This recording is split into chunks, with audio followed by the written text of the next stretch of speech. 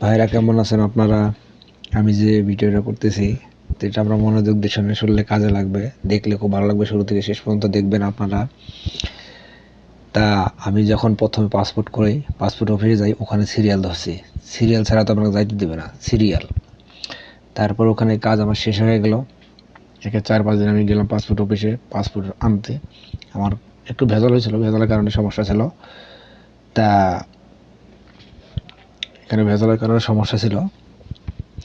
তারপর আসলাম ফিঙ্গার দিলাম, ওখানেও সিরিয়াল,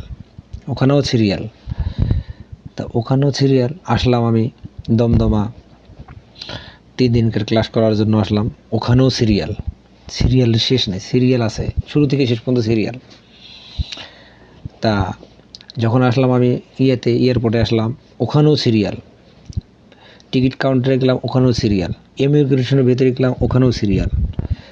আসলাম সৌদি এয়ারপোর্টে, ওখানেও সিরিয়াল। যখন আমাকে টিকিট দিল, ওখানে ফিঙ্গার করতে হয়, আবার ওখানেও সিরিয়াল। তারপর যখন আমি সৌদিতে মাটিতে নামলাম, ওখানেও সিরিয়াল। যখন আমি গাড়িতে চড়বো, সৌদিতে সাইডে যাব, ওখানেও সিরিয়াল।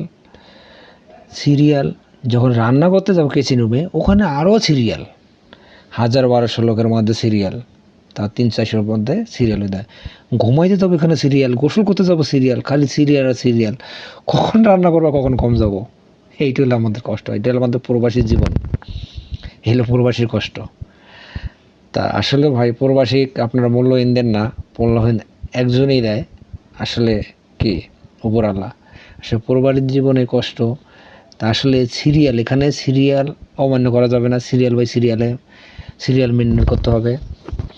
তাই এখানে সিরিয়াল, এতটা সিরিয়াল ভাই, শুরু থেকে শেষ পর্যন্ত সিরিয়াল। আজও পর্যন্ত সিরিয়ালে আছি আমরা। এখানে খাইতে গেলে সিরিয়াল, কিচেন রুমে রান্না করতে গেলেও সিরিয়াল। এখানে সবসময়ের জন্য সিরিয়ালে আছে। এখানে সিরিয়াল ছাড়া কোনো কথা নাই, সিরিয়াল। তো এই জন্য আমাদের প্রবাসী জীবনটাই সিরিয়াল, আমাদের প্রবাসী জীবনটাই সিরিয়াল। আজও পর্যন্ত আমরা সিরিয়ালে আছি, সিরিয়াল ছাড়া কিছু করতে পারি না। এখানে আইন অবলম্বন করা যাবে না, আইন মানতে হবে সবাইকে। এই জন্য বলি যে আসলে আমাদের বাংলাদেশ হোক বিশৃঙ্খল, মানে কেউ মানে না, নিয়ম মানে না, বেনিয়মে চলে। আর বিদেশে নিয়ম অমান্য করা যাবে না, নিয়ম মানতে হবে আপনাকে। এইটাই, নিয়ম মানতে হবে, নিয়ম অমান্য করা যাবে না। অমান্য করতে গেলেই আপনি কট খাওয়া যাবেন।